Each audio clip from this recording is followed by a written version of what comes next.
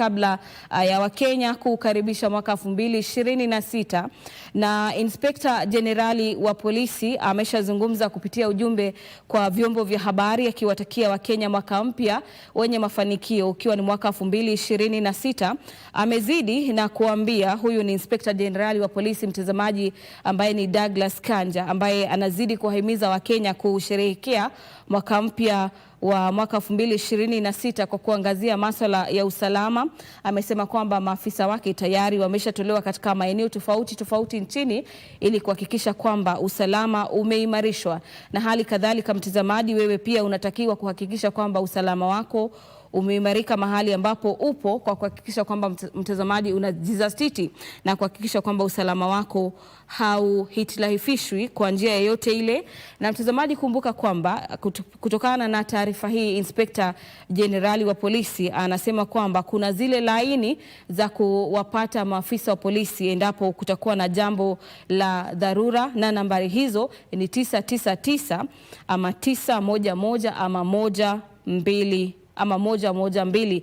Nambari hizo mtazamaji, wapo kutatokea jambo ambalo huenda maafisa wa polisi wafahamishwe ni kuhusiana na nambari 999 na 911, na hali kadhalika unaweza pia ukatumia nambari ya 112. Kumbuka kwamba umetakiwa mtazamaji kusherehekea mwaka mpya wa mwaka 2026 kwa njia inayostahili na njia ambayo mtazamaji haitakuhatarisha na vile kumhatarisha jirani yako ama aliye karibu nawe. Inspekta Jenerali wa polisi Douglas Kanja anahitimisha kwa kuwatakia Wakenya mwaka mpya ulio na amani, ulio na usalama na ulio na baraka tele. Mtazamaji, tukiangazia taarifa nyingineyo ni kwamba wakazi wa eneo la Shauri Yako, Kifufuti na Magina katika wadi ya Kijabe katika kaunti ya Kiambu wamelalamikia hali duni ya barabara katika eneo hilo,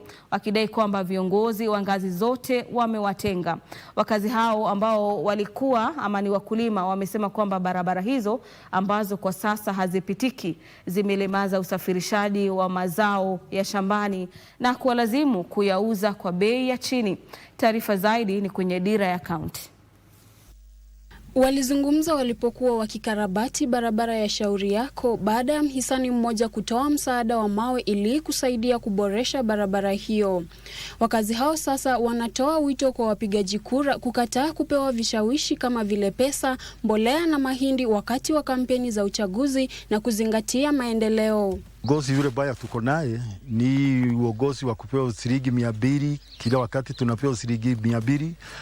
Barabara yetu inaharibika, tunawachiliwa barabara, magari haiwezi ingia paka pale wewe unataka, na hiyo shida yote inakuja juu ya wale tulichagua. Wanatupeleka hivi wanakuja wanatupea 200, wakitupea hiyo 200 ama 100 wanasahau barabara yetu na mambo mengine mengi wanasahau. Kwengineko, wakodishaji na wamiliki wa nyumba za makazi katika eneo la Miriga Mieru huko Meru wameibua wasiwasi kuhusu kile wanachokitaja kuwa viwango vya juu vya ushuru walivyowekewa na serikali ya kaunti ya Meru na ile ya kitaifa. Kuna kitu kingine ambacho wamepitisha ambacho wanaita the national road rates, ambayo itakuwa ina affect the whole country mahali ambapo kuna urban centers. Hii maneno wakati ilipitishwa pia inakuja kutu affect, kwa sababu zile njia 4 ambazo wameweka za kulipisha ushuru zita end up na kuchukua hata mashamba ya watu wengi. Kwa nini? Kwa sababu ile pesa yenye wanaitisha ni more than chenye mtu anaweza regulate. Wakati huo zaidi ya wanafunzi 300 kutoka familia zisizojiweza katika kaunti ya Embu wamenufaika na msaada wa masomo wa shilingi milioni 1.2 kutoka kwa ofisi ya mwakilishi wanawake Pamela Njoki. Restored Hope ni program ambayo inahusisha wale wasichana walipata mimba wakiwa shule,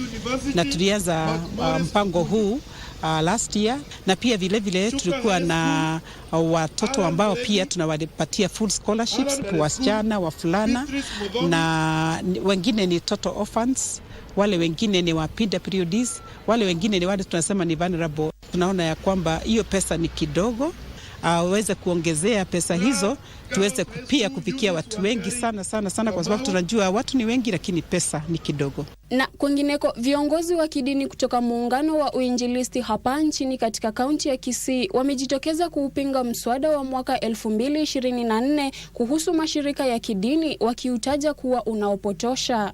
Na tunakataa hiyo bill tukisema haina majadiliano.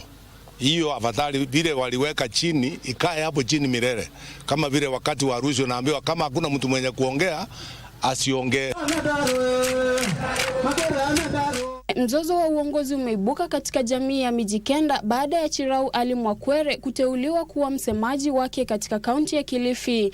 Hatua hiyo imekosolewa vikali na baraza la Wamijikenda wa Taireni likiongozwa na mwenyekiti wa kitaifa Peter Ponda, ambaye anadai waandalizi wa hafla hiyo walipuuza taratibu za kisheria kuwatenga wakazi wa viongozi wenye ushawishi katika eneo hilo.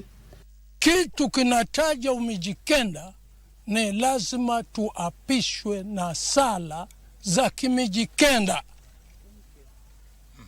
waombi wa Kimijikenda. Hiyo ndio community blessings katika Mijikenda community. Lakini kuapisha na wakili ni chama chenu binafsi. Nailongeso, Darubini.